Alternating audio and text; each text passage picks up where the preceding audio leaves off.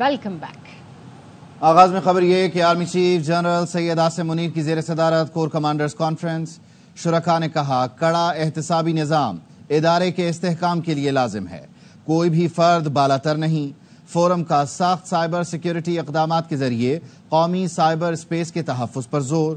Army chief نے کہا پاک فوج دہشت گردوں، انتشار پسندوں اور جرائم پیشہ مافیاز کے خلاف کام کرتی رہے گی۔ قانونی کارروائی میں حکومت، انتظامیہ اور اداروں کو جامع تعاون جاری رہے گا۔ Army chief general Asim Munir کی زیر صدارت کور کمانڈرز کانفرنس، فورم کا سخت سائبر سیکیورٹی اقدامات کے ذریعے قومی سائبر اسپیس کے تحفظ پر زور۔ آرمی چیف نے کہا پاک فوج دہشت گردوں، انتشار پسندوں اور جرائم پیشہ مافیاز کے خلاف کام کرتی رہے گی۔ قانونی کارروائی میں حکومت، انتظامیہ اور اداروں کو جامع تعاون فراہم کیا جاتا رہے گا۔ دہشت گرد نیٹ ورکس کی ملی بھگت سے غیر قانونی سرگرمیوں کے خلاف کوششوں پر اطمینان کا اظہار کیا گیا۔ SPR کے مطابق کانفرنس کے شرکاء نے کہا پاک فوج عوام کی غیر متزلزل حمایت سے قربانیوں کو رائیگاں نہیں جانے دے گی۔ فوج منظم ادارہ ہے جس کے ہر فرد کی وفاداری ریاست افواج پاکستان کے ساتھ ہے۔ پاک فوج غیر متزلزل عزم سے مضبوط اور کڑے احتساب کے ذریعے اقدار کی پاسداری کرتی ہے۔ کڑے احتساب میں کسی قسم کی جانبداری اور استثناء کی کوئی گنجائش نہیں۔ فوج میں موجود کڑے احتسابی نظام پر عمل درآمد ادارے کے استحکام کے لیے لازم ہے۔ کوئی بھی فرد احتسابی نظام کے عمل سے بالاتر اور مستثنیٰ نہیں ہو سکتا۔ Army chief general Asim Munir نے مضبوط اور مؤثر قانونی نظام کی اہمیت کو اجاگر کیا۔ کانفرنس کے شرکاء نے شہداء کے ایصال ثواب کے لیے فاتحہ خوانی کی۔ امن و استحکام کے لیے شہداء افواج پاکستان کی قربانیوں کو خراج عقیدت پیش کیا۔ قانون نافذ کرنے والے اداروں، بلوچستان KP کے شہریوں کی قربانیوں کو بھی خراج عقیدت پیش کیا گیا۔ فورم کو خطے کی صورتحال اور قومی سلامتی کو درپیش چیلنجز پر بریفنگ دی گئی۔ بڑھتے ہوئے خطرات کے جواب میں آپریشنل حکمت عملی پر بھی بریفنگ۔ فورم کا ملک خصوصاً بلوچستان اور خیبر پختونخوا میں ملک دشمن قوتوں کے خلاف اقدامات پر غور۔ منفی تخریبی عناصر اور پاکستان مخالف سہولت کاروں کی سرگرمیوں اور منفی و تخریبی سرگرمیوں کے تدارک کے لیے متعدد اقدامات پر بھی غور کیا گیا۔ فورم نے فوج کی آپریشنل تیاریوں پر اعتماد اور پیشہ ورانہ مہارت میں اعلیٰ معیار کو برقرار رکھنے کا اعادہ کیا۔ مہنگائی کا بوجھ آہستہ آہستہ کم ہوتا جا رہا ہے۔ اگست میں مہنگائی کی شرح سنگل ڈیجٹ میں آ گئی۔ وزیر اعظم شہباز شریف کی کابینہ اجلاس میں گفتگو، بولے قرضوں کی منظوری سے نیا سفر شروع ہوگا، لیکن یہ بات ذہن میں رکھیں یہ IMF کا آخری پروگرام ہونا چاہیے۔ ملک اپنے پاؤں پر خود دوڑے گا، خود بھاگے گا۔ ملک ٹیکسز سے چلتے ہیں، خیرات سے نہیں۔ ٹیکس سے متعلق فیصلوں کو واپس نہیں لیا جائے گا۔ وفاقی وزیر خزانہ محمد اورنگزیب نے کہا ہماری کوششوں کے نتائج آنا شروع ہو گئے ہیں۔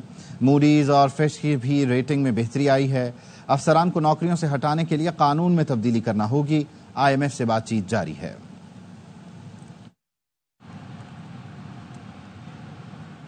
پاکستان کے لیے کئی سال کے بعد ایک مثبت اور اچھی خبر ہے۔ سینیٹر فیصل باؤڈر نے سماجی رابطے کی ویب سائٹ پر لکھا پاکستان کے موجودہ army chief general Syed Asim Munir کی کاوش اور SIFC کے ویژن کے تحت یہ خوشخبری ستمبر میں متوقع ہے۔ آرمی چیف کے حالیہ دنوں میں اپنے ہی ادارے میں انصاف پر مبنی فیصلوں کی وجہ سے پاکستان کو اب ترقی سے کوئی نہیں روک سکتا۔ کاش ہمارے جمہوری سیاسی لیڈرز اور آئینی و قانونی کرسیوں پر بیٹھنے والے یہ پہلے طے کر لیتے تو پاکستان آج ترقی میں کہاں سے کہاں پہنچ چکا ہوتا۔ آج بھی یہ سب احساس کر لیں۔ IMF نے وفاقی اور صوبائی حکومتوں کو بجلی پر سبسڈی دینے سے روک دیا ہے۔ مشیر خزانہ خیبر پختونخوا مزمل اسلم کا دعویٰ، بولے پنجاب حکومت نے بغیر سوچے سمجھے 14 روپے سبسڈی دینے کا اعلان کیا، جس پر عالمی مالیاتی ادارے نے اعتراض اٹھا دیا۔ پنجاب حکومت کو 30 ستمبر تک بجلی پر دی گئی سبسڈی واپس لینے کا کہا گیا ہے۔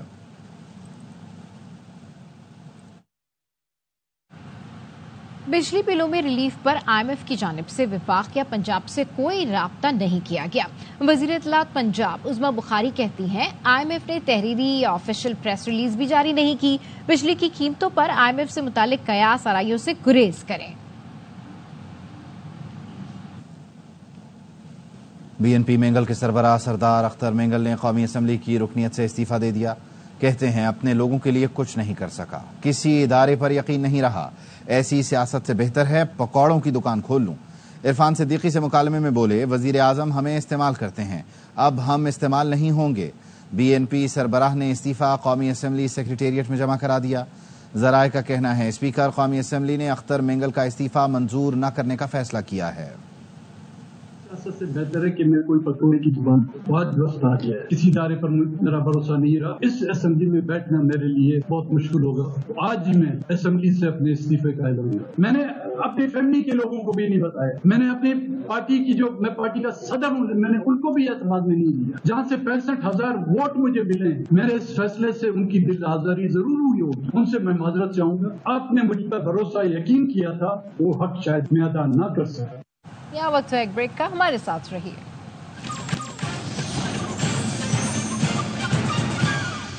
Welcome back. पाकिस्तान को होम ग्राउंड पर टेस्ट क्रिकेट में तारीखी शिकस्त। बांग्लादेश ने पहली बार शाहीनों को क्लीन स्वीप कर दिया। रावलपिंडी टेस्ट में मेहमान टीम ने 185 रन का हदफ सिर्फ 4 विकेट पर हासिल किया। मुशफिकुर रहीम और शकीबुल हसन ने बांग्लादेश के लिए मैच फिनिश किया। 2 मैचेस की सीरीज का पहला मैच मेहमान टीम ने 10 विकेट से जीता था। टीम में सिर्फ स्टार्स हैं, खिलाड़ी नहीं। अपने ही घर में हार गए तो बाहर कैसे जीतेंगे। शायकीन कौमी टीम की परफॉर्मेंस पर बरस पड़े। कहा बांग्लादेश से हारना शर्म का मकाम है।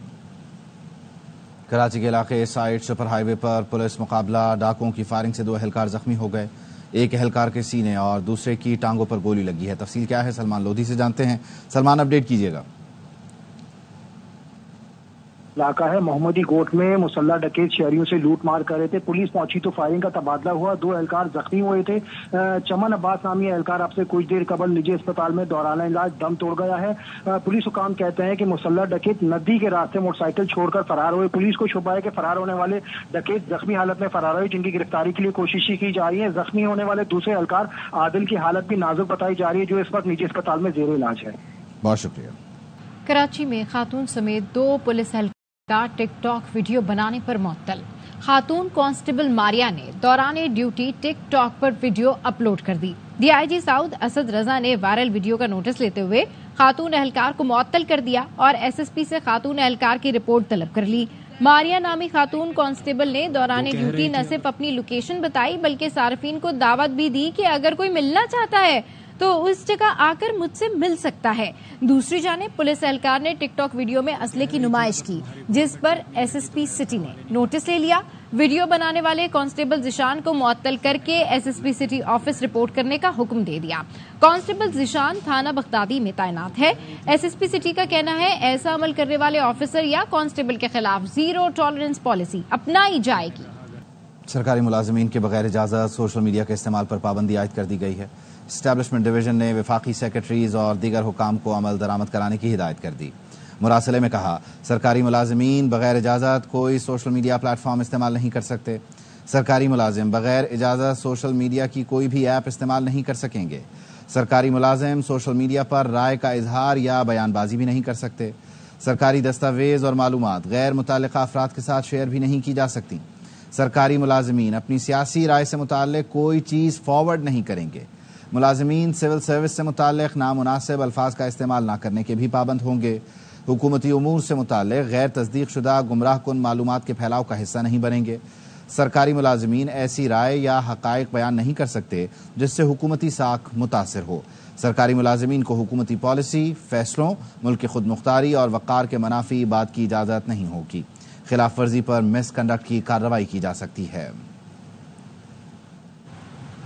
और अब जानेंगे मौसम का हाल। बलूचिस्तान में मानसून बारिशों और सैलाबी रेलों ने तबाही मचा दी। 24 घंटों के दौरान मुख्तलिफ हादसात में मजीद 5 बच्चे जाँ बहक हो गए। खुजदार और जोब में 2, केच में 1 बच्चा पानी में डूबकर जाँ बहक हुआ। पिछले 2 माह में 24 बच्चों समेत 39 अफराद जान से जा चुके हैं। PDMA का कहना है तूफानी बारिशों से 900 से ज्यादा घर मुकम्मल तबाह हो गए, 15,000 से ज्यादा घरों को जुज़वी नुकसान पहुंचा है। मज़ीद खबरें इस ब्रेक के बाद, हमारे साथ रहिए।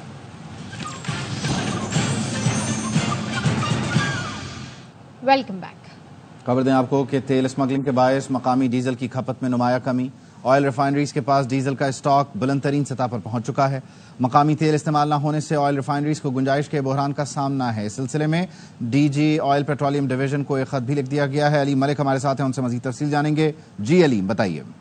जी, जो तेल की स्मगलिंग है उसके बाद जो मकामी डीजल है उसकी खपत में नुमाया कमी हुई है और जो ऑयल रिफाइनरीज हैं उनके पास गुंजाइश कम पड़ने से एक नया बहरान खड़ा हो गया है। ओगरा ने इस तमाम सूरत हाल पर जो तेल कंपनी है उनका एक हंगामी इजलास तलब किया है, जिसमें उनके हिदायत की गई है कि तेल कंपनियों के जो MD साहिबान होंगे या सीनियर तरीन अफसरान होंगे वो जाती हैसियत में इस इजलास में शरीक हों। जिस इजलास में मुल्क की जो ऑयल सप्लाई है, ऑयल सप्लाई चेन का जो हंगामी मसला है उस पर गौर किया जाएगा। इस सिलसिले में मुख्तलिफ अवामिल जो है, जो मुख्तलिफ चीजें हैं वो ज़ेर गौर रहेंगी और इस मसले के हल के लिए इक़दामात भी तजवीज़ किए जाएंगे। इसके साथ साथ ओगरा की जानिब से जो पेट्रोलियम डिवीजन के DG ऑयल हैं उनको भी एक खत लिखा गया है और इंटरेस्टिंगली ओगरा ने जो ऑयल रिफाइनरियों के तेल स्टॉक के अदाद शुमार हैं उस पे सवालात उठा दिए और उनको गलत करार दिया है। ओगरा की जानिब से कहा गया है कि ऑयल रिफाइनरीज ने 30 अगस्त को डीजल के ज़खायर का हुजूम 7,70,000 टन बताया, जबकि जो डीजल ज़खायर का हुजूम था वो तेल कंपनियों ने जो बताया वो 7,59,000 टन बताया। ऑयल रिफाइनरीज ने मुल्क में डीजल स्टॉक से मुतालिक गलत रिपोर्टिंग की।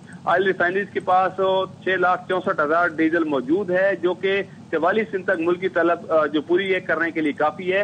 ओगरा की जानिब से DGL को यह भी बताया गया कि ओगरा ने रिफाइनरियों पर जो मकामी ऑयल रिफाइनरी हैं जिनको इस वक्त दबाव का सामना है क्योंकि उनका स्टॉक जो है वो उनके पास बहुत से बढ़ चुका है, तो उस दबाव को कम करने के लिए भी ओगरा ने इक़दाम उठाए हैं। इसमें जो गो ऑयल कंपनी है उसको अपना कार्गो सितंबर के 30 हफ्ते तक कार्गो बॉन्डेड स्टोरेज में रखने की हिदायत की गई है। इसके साथ साथ जो PSO है जो सरकारी हमारी कंपनी है उसको सितंबर के लिए जो 55,000 टन का एक कार्गो है वो मौखर करने की हिदायत की गई है और इसके साथ साथ PSO दिसंबर के लिए भी कार्गो पर नजरसानी कर रहा है। तो इस सिलसिले में जो कोई स्टोरेज बढ़ा है और ऑयल रिफाइनरी के लिए जो मुश्किलात पैदा हो रही हैं उसके हवाले से एक हंगामी इजलास कल होगा जिसमें तमाम तेल कंपनियों के सीनियर अफसरान जो हैं वो शरीक होंगे। जी, बहुत शुक्रिया आपका अली। बुलेटिन से फिलहाल इतना ही।